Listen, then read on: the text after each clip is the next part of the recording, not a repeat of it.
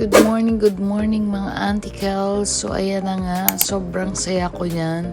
Kung alam nyo lang, behind that scene, Diyos ko po, chumilembang ang anticals nyo. As in, sa sobrang excited ko na makita si Apo Wang-ud. Yang bangko nito na yan, ay Diyos mio Marimar, nakakaloka.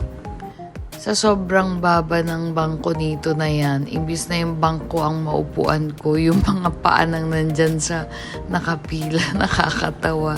Sayang nga yung videographer ko hindi niya nakuha yung behind that scene, pero tawang-tawa talaga ako. Tapos yung pagpukpuk-pukpuk dyan ni Apo Wang-ud, ay naku, medyo mabigat yung kamay niya, pero mataas kasi yung pain tolerance ko, so carry boom boom naman yung aking nararamdaman. Pero sagad to the bones yan mga anticals. I-rate ko yung pagpukpok ni Apo dyan. From 1 to 10, 2 lang yung sakit na nararamdaman ko. Pero ang gamit kasi dyan na tinik, yung tinik ng suha. Kaya masakit talaga siya. Pero kung mataas kasi yung pain tolerance ko, kaya hindi ako masyadong nasaktan na talagang maiiyak ka. Hindi rin nakakahiya din namang na mag-iyak-iyak mode ka dyan. Tiis ganda dahi.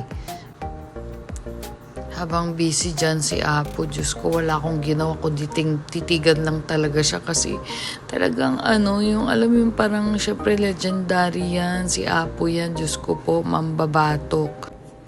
Kaya kayo dyan, habang may time pa kayo, pumunta na kayo dyan sa Buskalan para ma-meet nyo rin si Apo. As in, worth it talaga kahit pa sobrang layo talaga ng location niya. Sa pag-assist sa amin, lalo na sa accommodation, Diyos ko, ang ganda ng baler ni Apo Wang-ud and talagang hindi tinipid.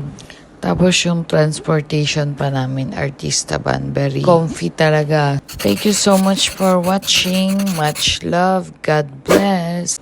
Bye!